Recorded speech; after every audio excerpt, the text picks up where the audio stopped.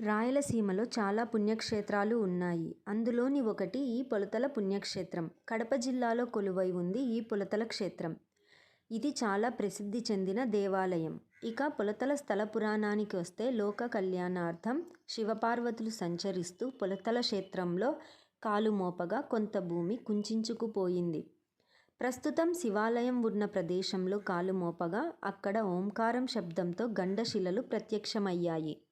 ఈ శిలలు కఠినమైనందున పులితలలుగా ఉండటంతో పులితలగా ప్రసిద్ధి పొందింది. ఆ తరువాత కాలక్రమేణా పొలతలగా మారింది.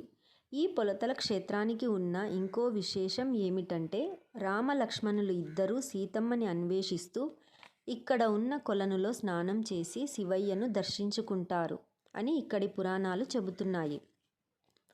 తరువాత మహాభారతం ప్రకారం పాండవులు వనవాసంలో అర్జునుడు కందమూలికలతో మరియు మల్లెపూలతో శివునికి పూజలు చేశారు. అందువలన ఇక్కడ ఉన్న శివయ్య మల్లికార్జునుడిగా పేరు పొందాడు. అంతేకాకుండా పొలతలలో అక్కదేవతలు ఉంటారు. వీళ్ళు స్వయాన పరమేశ్వరుని చెల్లెళ్ళు. ఈ 7 అక్కదేవతలను దర్శించుకొని మనసారా ఏమి కోరుకున్నా జరుగుతుంది అని ఇక్కడి నమ్మకం.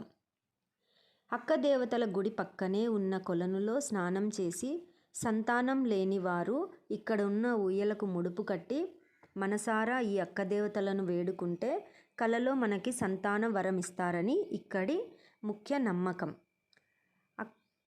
అలాగే ఇక్కడ పుట్ట ఆంజనేయ స్వామి వారి దేవస్థానము మరియు బండన్న గుడి కూడా ఉంటుంది. పొలతలకు వచ్చిన భక్తులకు శ్రీ సద్గురు కాశీనాయన అన్నదాన క్షేత్రం ద్వారా మనకు నిత్యాన్నదానం అయితే ఇక్కడ జరుగుతుంది. ఇక్కడ భోజనం చేసిన తర్వాత మనకు తోచినంతగా విరాళం కూడా రాసి ఇవ్వచ్చు. మీరు ఎప్పుడైనా పొలతలకు వెళ్ళి ఉంటే కామెంట్ చేయండి. వెళ్ళకుంటే ఎప్పుడైనా వీలు చూసుకొని అయితే ఒకసారి అయితే వెళ్ళిరండి. ఓం నమః శివాయ.